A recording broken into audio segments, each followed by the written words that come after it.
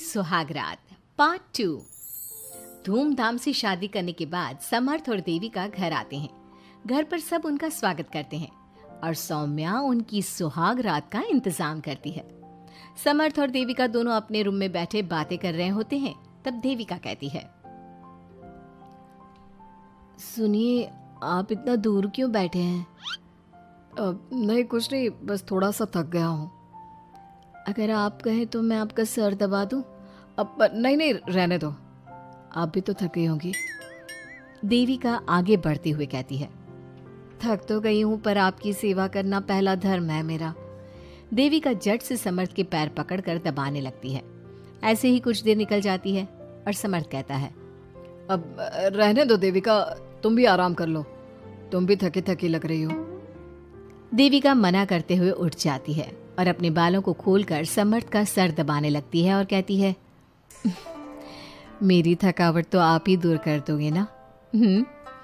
इतना कहकर देविका अपने खुले बालों को समर्थ के ऊपर डालती है। समर्थ देविका के जाल में सम्मोहित होने ही वाला होता है कि अचानक से दरवाजे पर किसी की दस्तक होती है। समर्थ आवाज लगाते हुए कहता है, कौन? भाई मैं हूँ, सौम्या। क्या है सौम्या? क्या बात है देविका, कैसा लग रहा है मेरी भाभी बनकर? कुछ बात आगे बढ़ी या नहीं? बात आगे बढ़ती कैसे? तू जो आ गई कबाब में हड्डी। अच्छा जल्दी बता, किस लिए आई थी? सौम्या ठिठोली करते हुए कहती है, क्या बात है देविका, बहुत जल्दी हो रही है।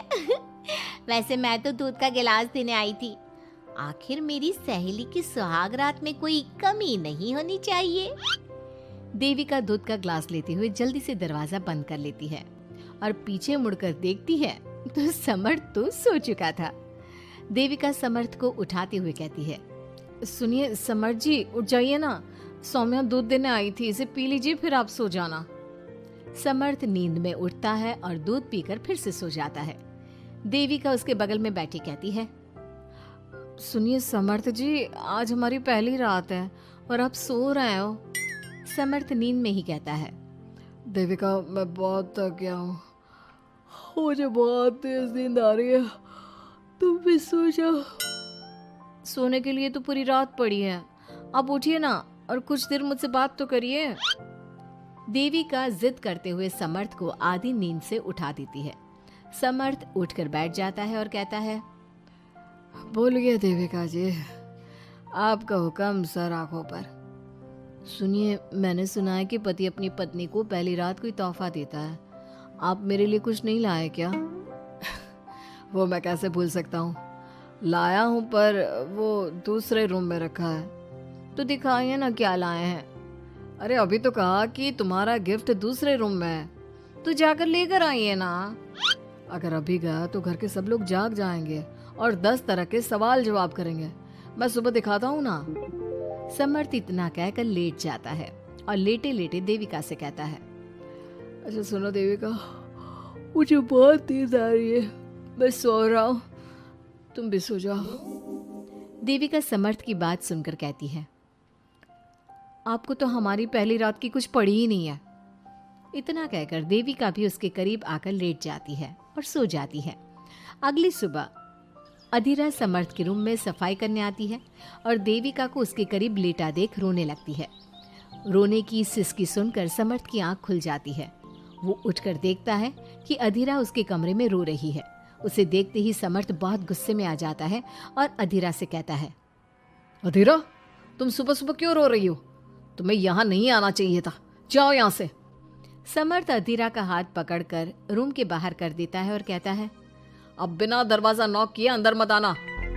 इतने में देविका भी आ जाती है और समर्थ को भड़काते हुए कहती है, हाँ समर्थ जी, ये रो रो कर हमारे घर में अपशगुन कर रही है और अब ये देखो कैसे मगरमच्छ के आंसू दिखा रही है। इतना कहकर देविका अधीरा का हाथ पकड़कर घसीटती है और कहती है, अब क्या रोती रहेगी या कुछ काम भी करेगी? मुफ्त में रोटियां तोड़ने को नहीं मिलेगी यहाँ पर, चल उठ यहाँ से और कुछ काम कर। अधीरा वहां से उठकर रोते रोते चली जाती है और जाकर रसोई में सबके लिए चाय बनाती है और चाय जाकर पहले अपनी सास को देती है। चाय पीते ही मंजू अधीरा को गुस्से से कहने लगती है, लगता है मुझे मारने की साजिश कर ली है। अरे अभी तक तूने ढंग की चाय बनाना नहीं सीखा। इतनी मीठी चाय बनाई है कि कहीं मैं शुगर की बीमारी से मर ही ना जाऊं। अरे जा जाकर तू मर कहीं। अधीरा मंजू की बात सुनकर दुखी होती है। इतने में सौम्या वहां आ जाती है और कहती है, ये लो, महारानी अभी यहीं बैठी है और मैं पूरे घर में देख आई। अरे ओ महारानी, यहाँ बैठकर किसका मातम मना रही हो? उठ यहाँ से और जाकर हमारे कपड़े धो, बहुत कपड़े पड़े हैं धोने को। अधीरा वहां से कपड़े धोने चली जाती है और बैठे बैठे खुद को कोसने लगती है। हे भगवान, मुझे उठा ले तो अच्छा है, मैं थक गई हूँ इस जिंदगी से। ऐसे ही कुछ दिन निकल जाते हैं। अब समर्थ भी अपने काम पर जाना शुरू कर देता है। एक शाम अधीरा घर के सारे काम करके अपने रूम में आराम कर रही थी और मंजू अधीरा को आवाज लगाते हुए कहती है, अरे ओ कलमुही, अगर आराम हो गया हो तो आकर मेरे पैर दबा दे। देविका उस समय वहीं से गुजर रही थी और समर्थ का घर आने का टाइम देखकर देविका मंजू से कहती है, माँ जी सुनिए, आप कहें तो मैं दबा दूं आपके पाँव। पता नहीं अधीरा कहाँ है। देविका मंजू के पांव दबाने बैठ जाती है और कुछ ही टाइम बाद समर्थ भी वहां आ जाता है और देविका को माँ के पांव दबाते देख बहुत खुश होता है। वो सीधे अपने कमरे में चला जाता है। समर्थ को देख मंजू देविका से कहती है, अच्छा सुन, जा जाकर खाना लगा दे, और समर्थ थक कर आया है ऑफिस से, जाकर उसे पानी को पूछ ले।